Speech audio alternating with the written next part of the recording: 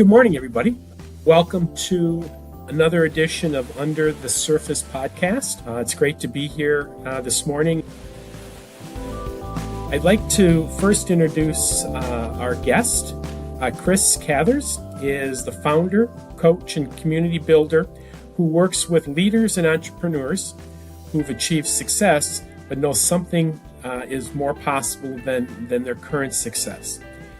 He brings a grounded perspective shaped in part by his background in cybersecurity, where you've got to focus on risk awareness and specific, really rules and compliances, as well as he's now also stepped into more of a community support area in coaching. He's the force behind Grit Meets Growth. And I'm very excited today to talk to Chris and have a conversation around various topics. And so, again, welcome, Chris. And we can get started whenever you feel like you're ready to go. Sound awesome. Good? Appreciate it. Thanks for the opportunity to be here, Paul. Appreciate our friendship over the years, and glad to be invited to partake in this conversation. Look forward to kind of navigating across multiple areas as we've discussed here, and looking forward to it. So let's kind of kick this conversation off. I'm going to start just at really a broad brush here, and that is, you've been in a lot of responsibility in various areas, and working with people and staff and clients, etc. For today, and it's really an open-ended question for you, is what feels most relevant to talk about right now as we go into this podcast? What are some subjects or subject you want to start with? Yeah, I think clearly AI is a big topic and something that many folks are dealing with. It's an excellent tool. Clearly there's some challenges that exist, from an ROI perspective out there, and ways that organizations can maximize that. So we can dive into that. We can talk about, security components as it relates to that, and security back to the human, and the human component of that, both from an AI and security perspective, which then really kind of, I think, transcends right into some of the things that I'm doing from a coaching perspective today.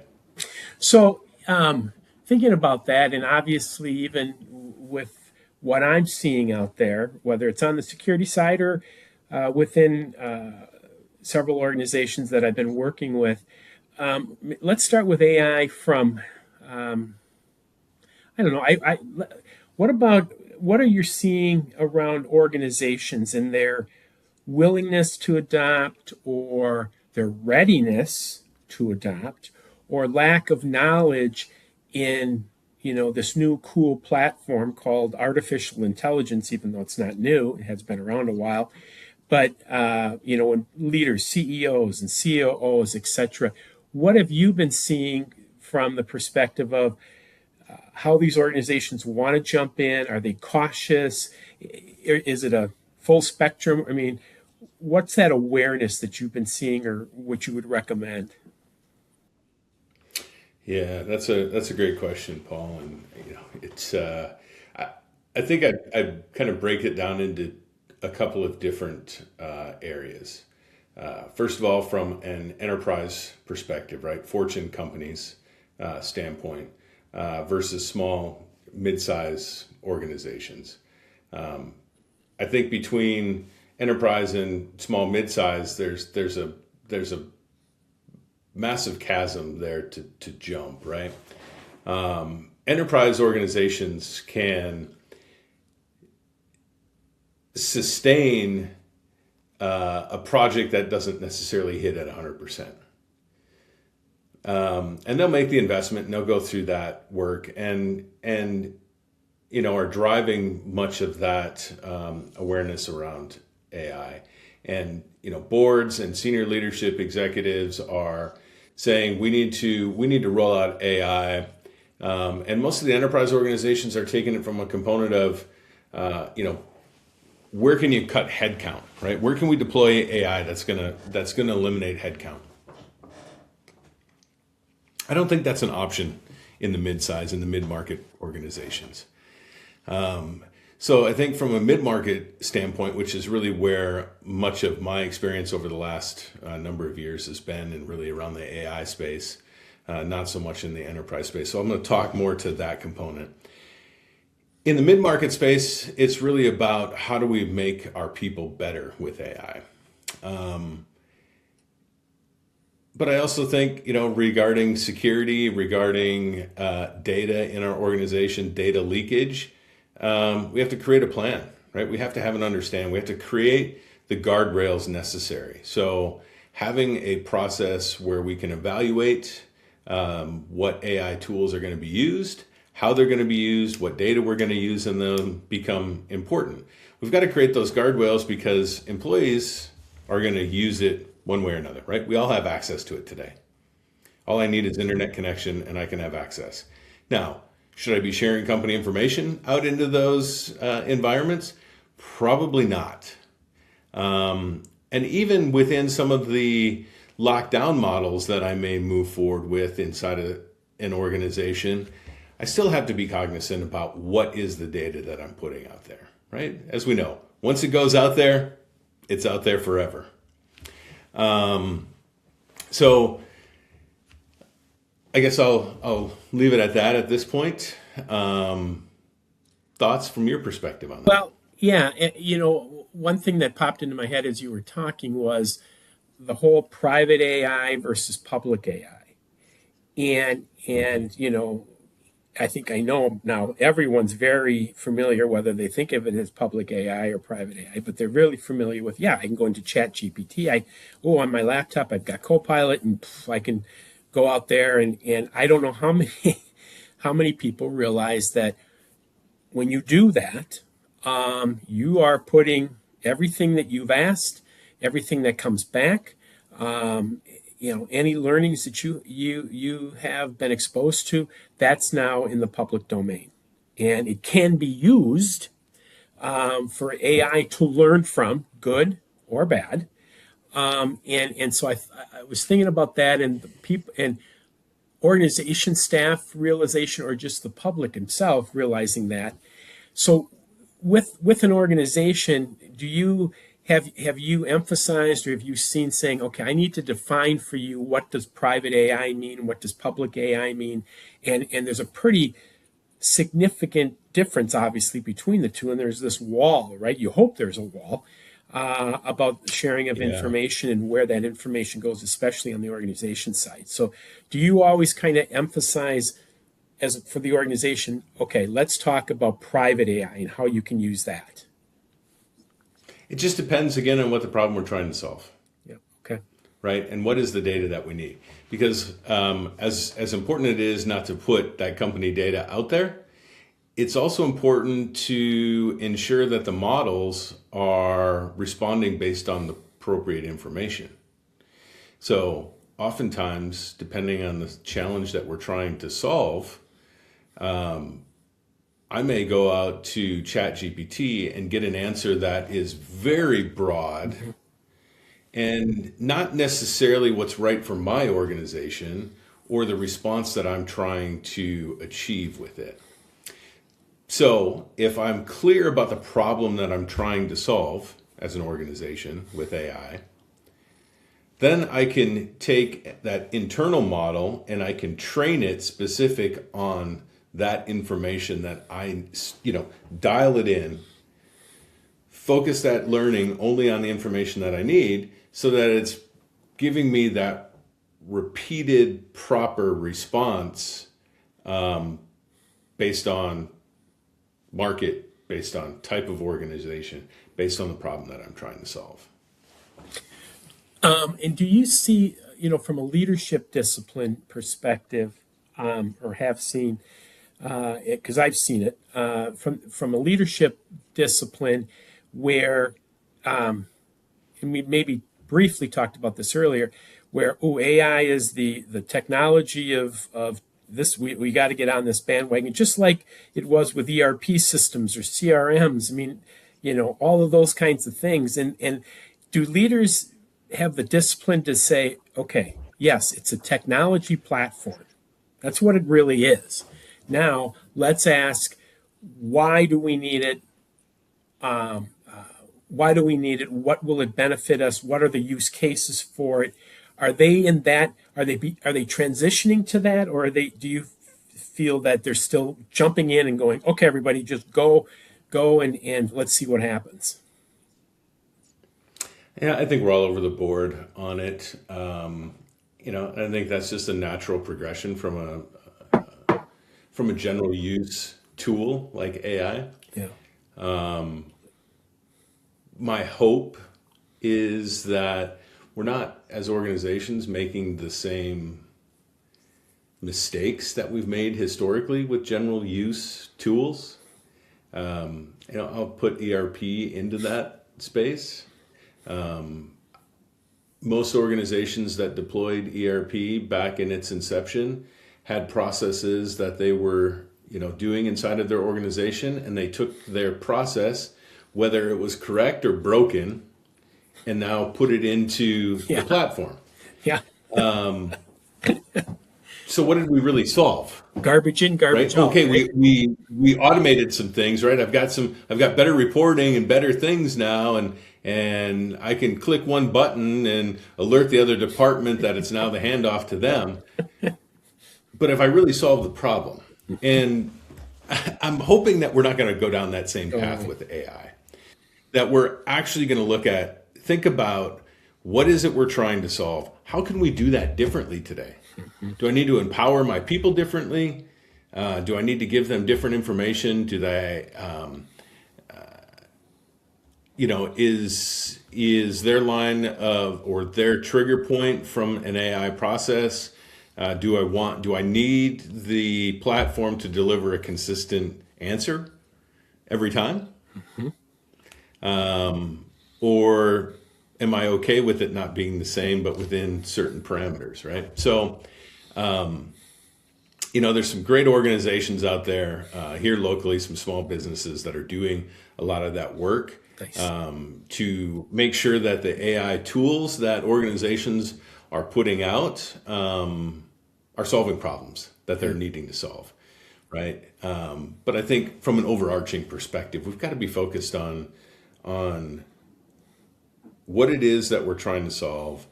What is it doing for the organization? How is it making us better today? And not just trying to eliminate the human, but make the human better. Right. And, one thing, as you were talking too, and this is for any technology, but this one I think is at least for me, has been at the top of my list. But that is just organizational change management, right? And from the perspective of, okay, everybody out, not everybody, but staff, employees in any organization are, as you mentioned, a little bit fearful of AI, right? Or it's going to take my job, right? And I'm sure in the future that's probably some cases it's going to happen that way. But then again, you can always move people around too. But so I think I have an opinion where you better bring in employees early. So again, organizational change management, awareness and desire from them to be, and then knowledgeable, to be aware of this is what the organization wants to do. We want you on board. We actually want to engage with you now early on to get your willingness, your investment of time, your knowledge, and for you to see what we're thinking are the outcomes and the use cases, etc. But more importantly, that you're driving this, and at the end, you're going to happily support it. What do you think about that too? Because that's what I believe. I agree with you. Yeah, I agree with that wholeheartedly, Paul. I think that as I've given some thought and had some conversation with many folks in and around the AI space, and this is specifically especially true for mid-market, but also should be something that's applied at the enterprise level. There's this notion that structure and business structure moving forward is going to be flattened out, right? That because of AI, we are going to have to flatten organizations out. That AI moves so fast that the old hierarchical structure in organization is no longer going to work. We can't wait on that. We're not going to be able to wait on that as organizations. So that's one piece of it. The other piece is, right, we're going back to this argument of, well, what are we actually going to use AI to do in the organization, right? There's a lot of posts, articles, books being written about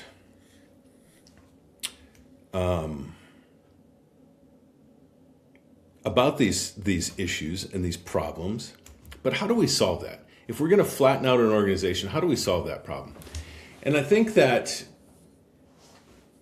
if we set a structure, if we create an AI office with technology, with business representation, with security representation, and we understand what our guardrails are, what our parameters are, what the tools are available today, what the process is to bring new tools in, and we establish that office and that decision process.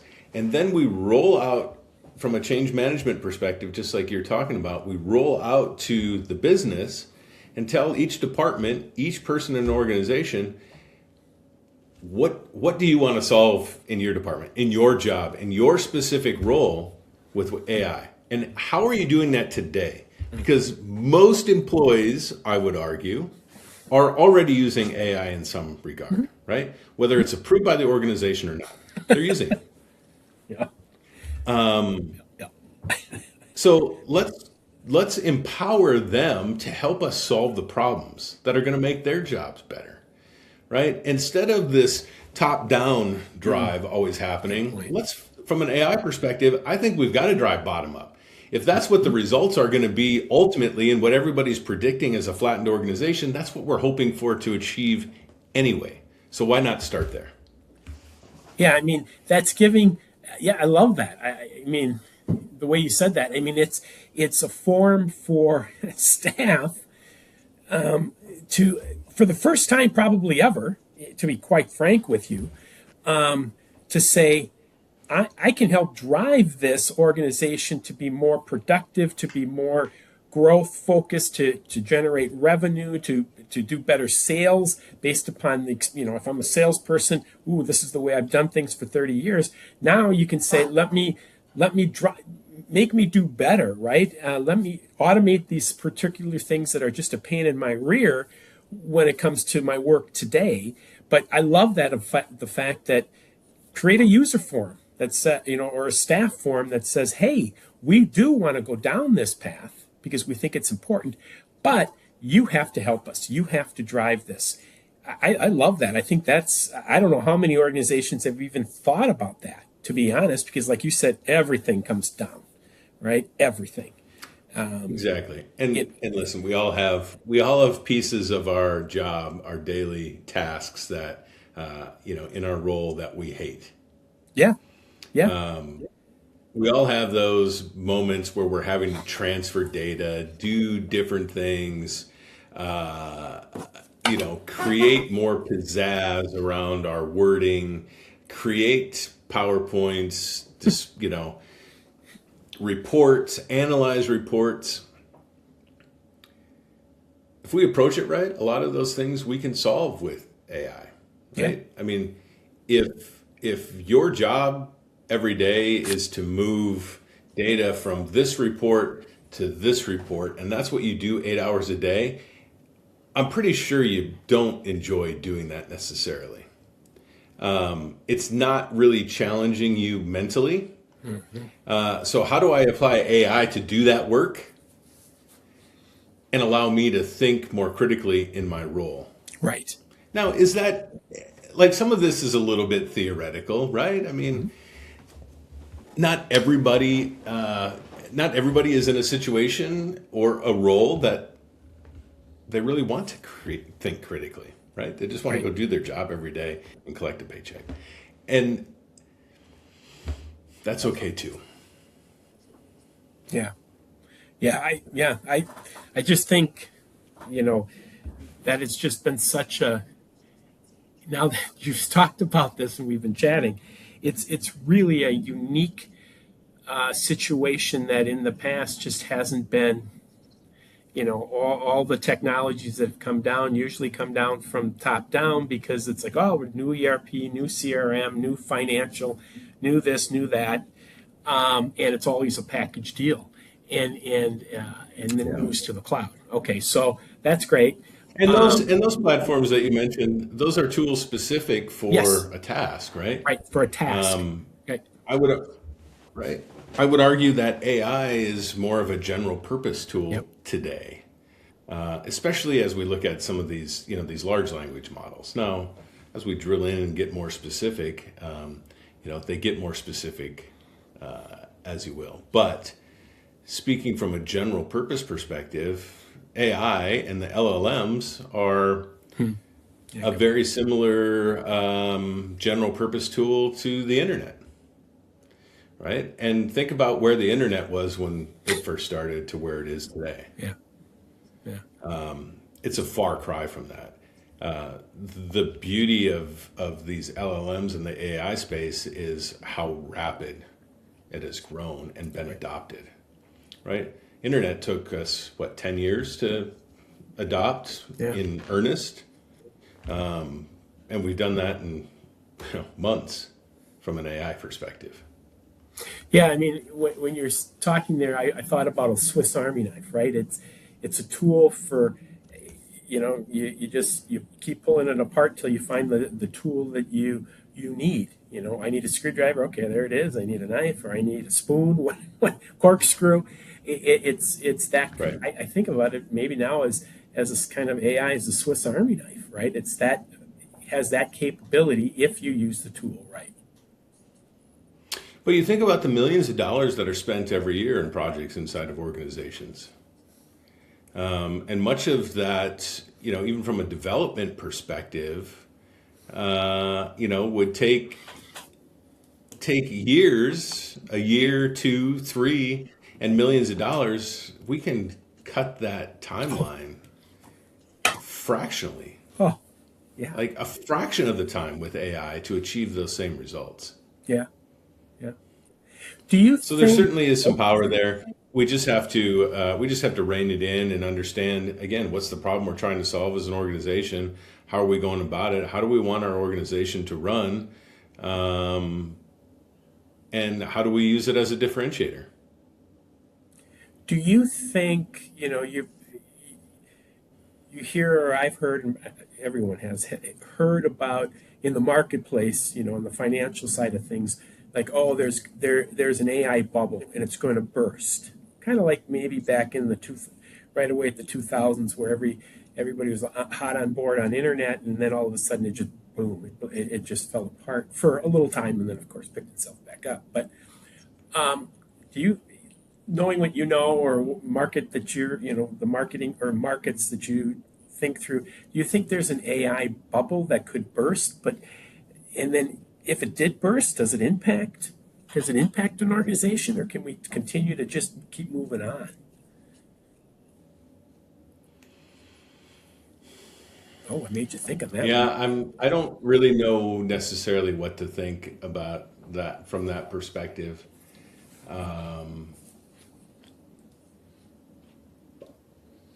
Yeah.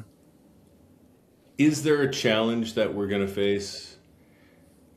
Likely. And we're seeing that sort of unfold a little bit already. Yeah. Whether this will create the bubble or not, I don't know. But the challenge is that it takes a lot of power, it takes a lot of compute, it takes a lot of cooling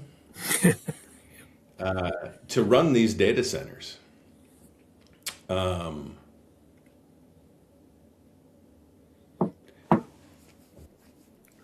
do we have that capacity? Does that capacity exist? We'll see. Okay. Right? Yeah. There is a lot of work. It is a known issue. Yeah. Right? The powers that be, I think, are in the large organizations and the well-funded environments are working to solve that problem. I just hope they can do it fast enough. Yeah, me too. Right? And part of this too, Paul, I think we're in a bit of a race with other nations around the world. To get there better, faster, quicker, stronger. Can we do it? Can we do it here in the United States? We'll see. Something's it's a really interesting time to be alive and an interesting time to watch it unfold. It's a crazy time to be here and to see where this is going to take us over the next 50 to 100 years, and we won't be here, but man, oh man, this is the place where it's going to get launched, and hopefully others will be able to carry it forward. So I got one more question around AI, and then I do want to learn more about grit meets growth. So I'd like to more talk about the coaching aspects, or have you talk about that and introduce that. But from a security perspective, cybersecurity perspective with AI, what are we don't have to dive deep, but what are some things that mid-size organizations or small organizations really need to have in place? Yes, there's policies; they have to have that. But what are some things and controls? But what are those kinds of things? What does organizations need to be aware of early on? Just like we talked about change management, security's got to be at that table too. What do they have to be aware of, and what constraints guidelines they have to put in without impacting the business to a point where it can't run because we've got too many blockers up for AI use? Yeah, well, in security, there's always this scale of balance, right, from usability to security. If usability is high, security is low traditionally, and if security is high, then usability is low.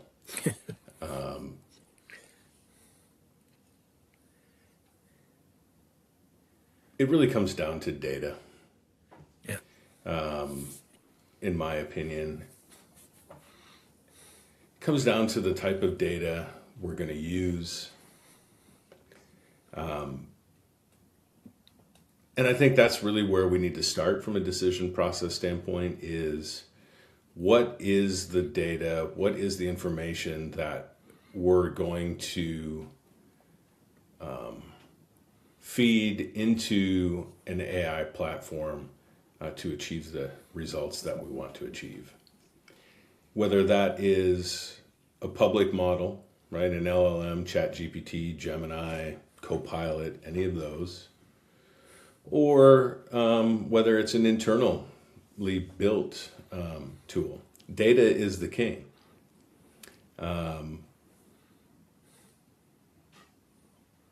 So understanding those components, understanding the data and what we're doing with it and what the type of data is becomes important. Then I need to look at the tools that I'm going to use.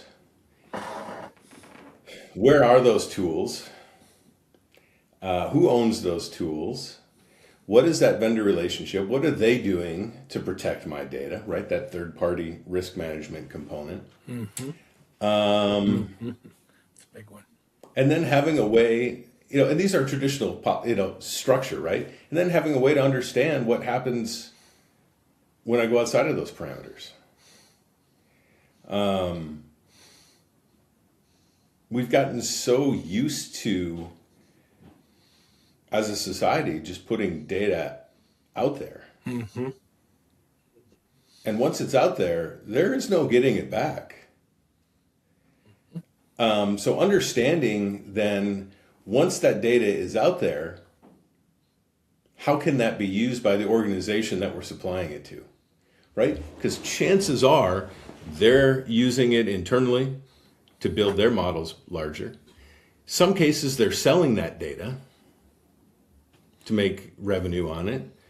So having some understanding about what's actually going on, understanding what are the right questions to ask as it relates to my data and where it's going. And that should be across any third party. That's not just a AI situation, although AI is exacerbating it. And those controls, those acknowledgments, those releases can't be buried in a 40-page user agreement. Like, we've got to get to a level of transparency here. And I think that if we can get to a point where businesses across the board are more transparent with each other on what's going on, and I'm not talking about just a SOC 2 report that's very specific to one component.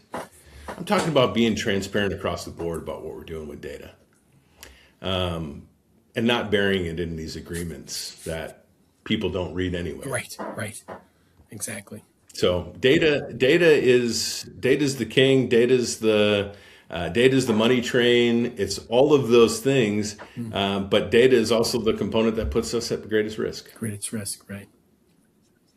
So yeah, I think again with what you've just said, from a cybersecurity or security perspective, it's like any technology. We definitely have to have that governance, risk, and compliance perspective to it. We have to ensure that we've got the right tools in place from the perspective of data leaks or just anything that is around protecting the data and least privilege. I mean, it's I guess now that I'm talking and saying words like this, it's basically, yes, it's a technology. We got to do the same kind of governing that we've done for all of our systems, for all of our data, because AI is and I'm going to say it this way, AI is just another technology, even though people might argue, well, it's really not. Well, it is.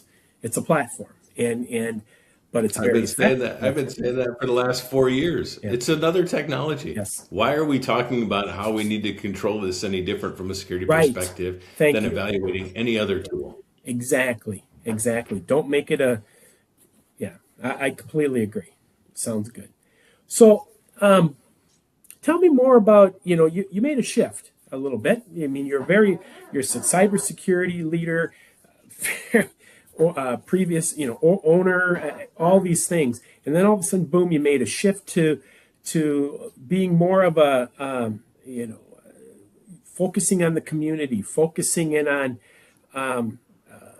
just around people per se. And it's with the Grit Meets Growth, founder of that. And it's pretty amazing. And I'd love to hear the story and then, kind of have a little bit of a conversation around, okay, how are you trying to align that up with all of your previous endeavors in the past? Yeah, that's a really great question. And it is I've had a career built on people. I've been in sales 35 plus years. As you mentioned, I've worked for large companies. I've worked for small companies. I've been a part owner of small companies. I've been an owner of a small consulting firm. I've sat in many different seats, both from a sales leadership perspective, as well as an executive standpoint.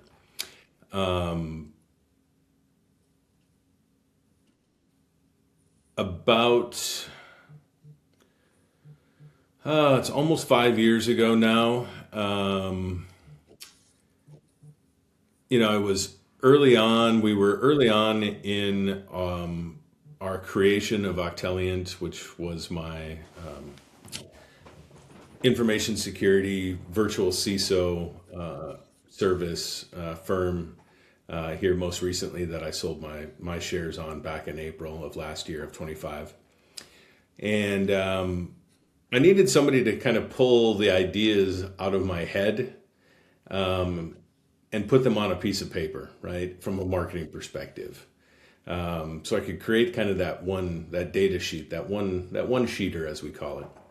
And I got introduced to a marketing firm from a mentor of mine, and a company called Orange Ball Creative, and John Gamadas, specifically one of the partners over there. And he and I were working through this one sheeter, and just getting to know each other. And he had a blog that he was writing on a pretty consistent basis, just around personal growth and things. And I said to him one day, I'm like, "Hey, John, what are you doing with that?" He's like, "Oh, it's just my creative outlet and my writing process." I said, "I really love the content, right? It's really driven around improving ourselves, and starting there first, right? Improving our skill sets and working on our own mindset and our own growth." And I said, that would be some great stuff for a podcast. Have you ever thought about doing a podcast? And he says, "Yeah, I've thought about it a lot, but I never wanted to do it alone." He goes, "Why do you ask?" I said, "Because I've always wanted to do a podcast and I never wanted to do one alone." Fast forward about 3 weeks later, and I think we produced our first podcast.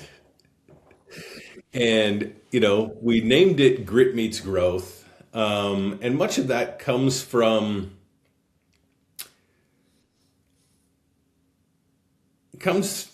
my life, from my career, from the challenges that I faced, moving a couple of times,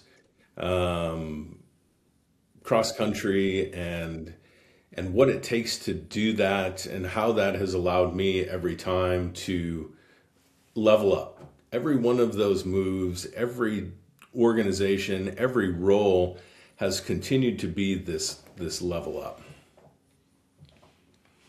So we started having those conversations every other week and putting it out there. As I was going through this separation with my business partner at Octilliant, one of the things that I was thinking about over the last couple of years is, how do I bring that conversation from the podcast down to the streets, down to my community? And so I started thinking through that process, what was going on, started researching a little bit, and I created a men's coaching group called Built for More, which is part of the Grit Meets Growth family. And Built for More was created to create an environment for guys, to build a brotherhood. We are facing a loneliness epidemic in men like never before. We're facing rising suicide rates in men.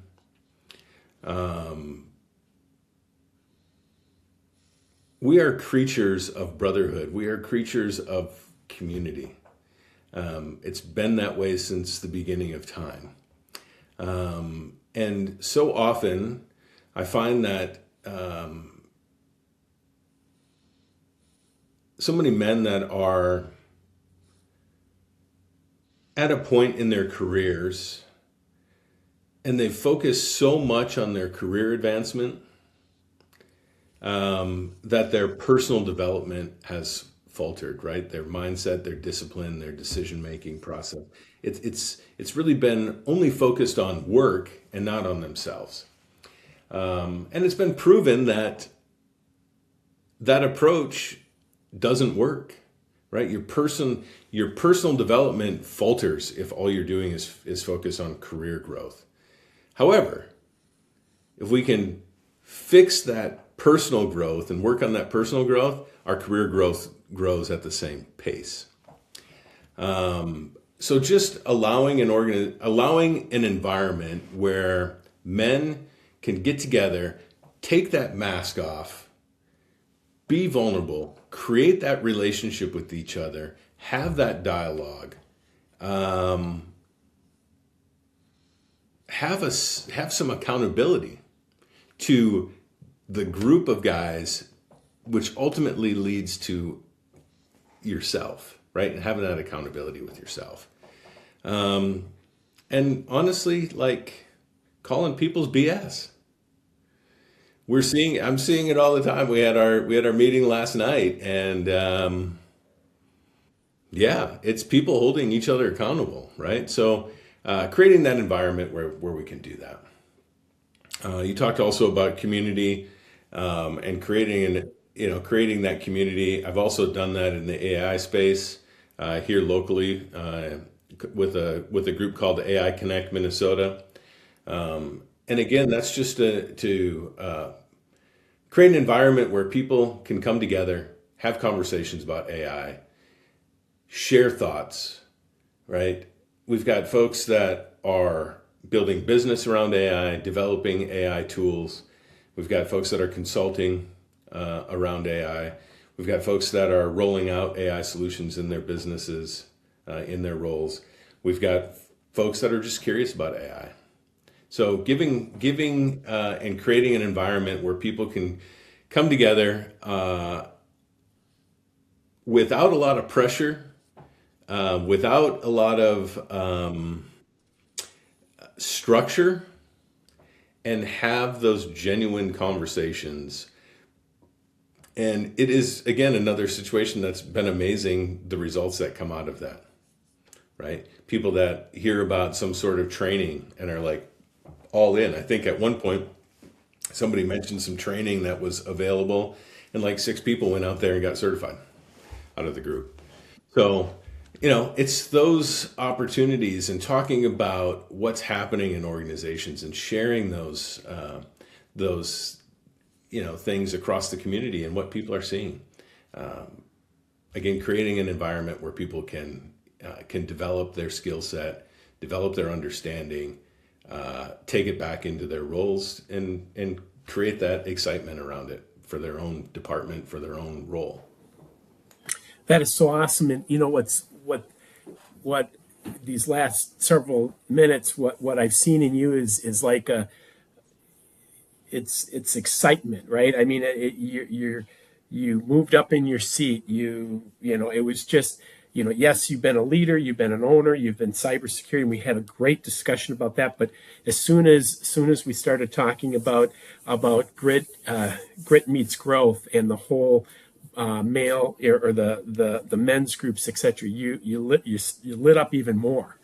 And so that means, to me, that's kind of sounds like you may have found a wonderful niche to say, okay, this is good for me. This is good for others as well. So, I just wanted to say congratulations on that.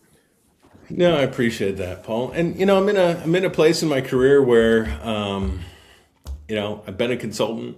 Mm-hmm. I've seen the challenges. I've had to roll up my sleeves and get in there and do it. But the reality is, I love seeing people succeed in their roles. Yeah. And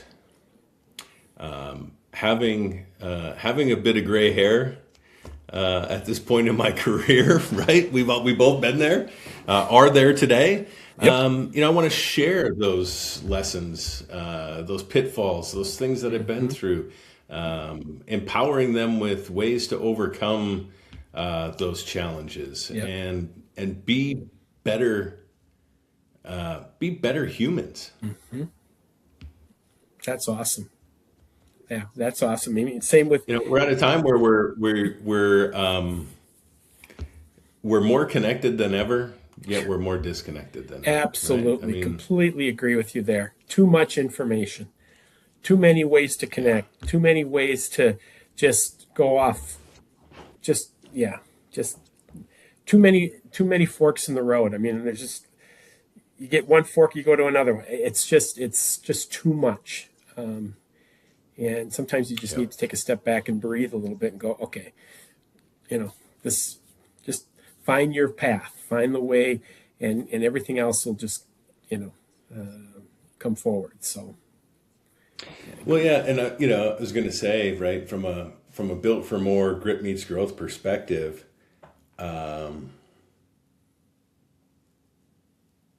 it's not about doing more.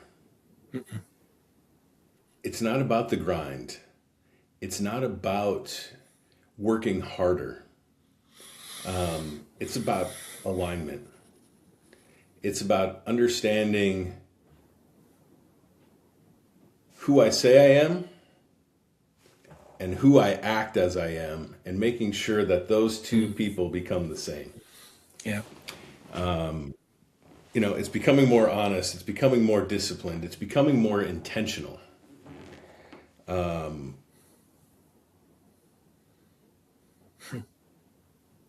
And focused, so that I'm not just doing work to do work. I'm doing work that really lights me up and aligns with me. And that's where I've gotten to.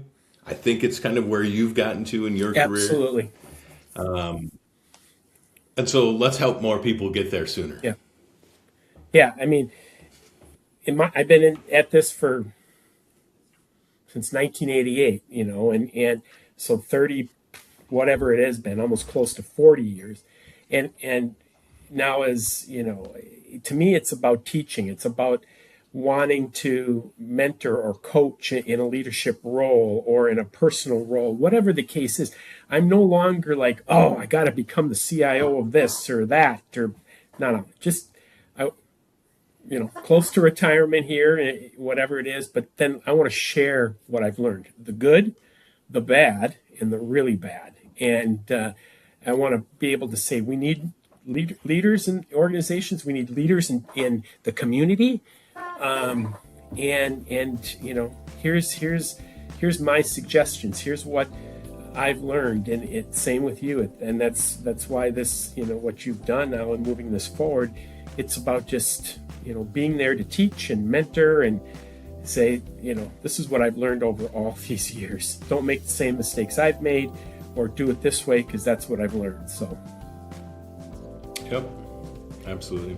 Well, thanks, Chris. I appreciate today. This was wonderful. We hit some good topics on security and AI and just overall coaching and just building up humans and community, etc. And so it's been great. I appreciate it. Thank you so much.